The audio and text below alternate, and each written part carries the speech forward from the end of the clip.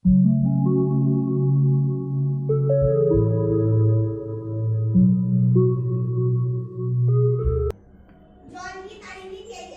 Back to my channel S কিচেনের পক্ষ থেকে আমি শেফালি নিয়ে এসেছি আপনাদের জন্য আরও একটি নতুন রেসিপি, আম মাখা।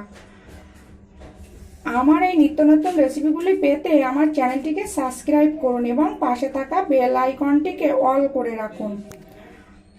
আমার এই রেসিপিগুলি শিখতে ভিডিওটি স্কিপ না করে পুরোটাই দেখুন এবং ভিডিওটি ভালো লাগলে আপনার প্রিয় মানুষগুলোর কাছে শেয়ার করুন। চলুন তাহলে শুরু করা যাক।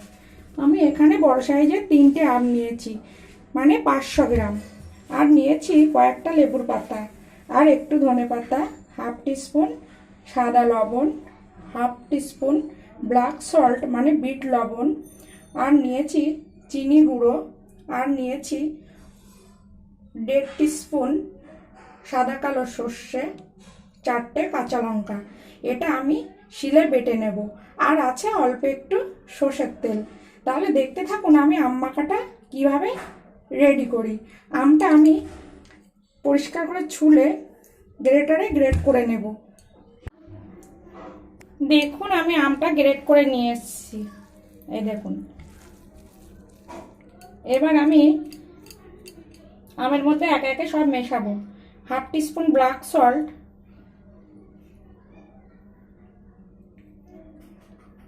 হাফ টিস্পুন সাদা লবণ,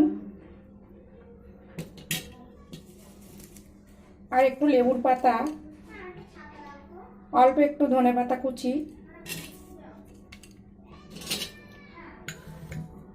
আর আমটা একটু বেশি টক আছে তার জন্য আমি 1 টিস্পুন চিনি গুঁড়ো দেব।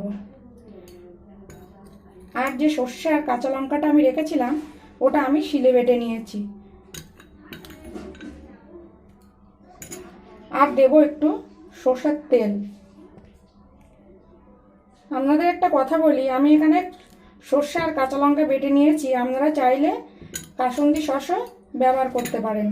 এবার আমি এটা ভালো করে মেখে নেব। এই গরমের দিনে আম মাখা মানে জিভে জল আসে সমান। ও কি সুন্দর একটা গন্ধ ছাড়ছে।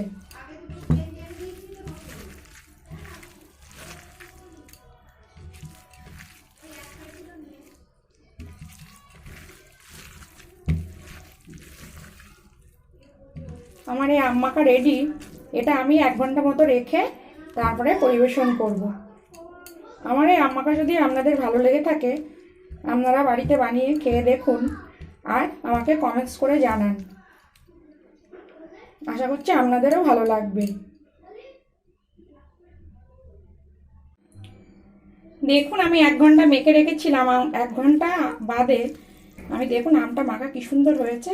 এবার আমি পরিবেশন করব।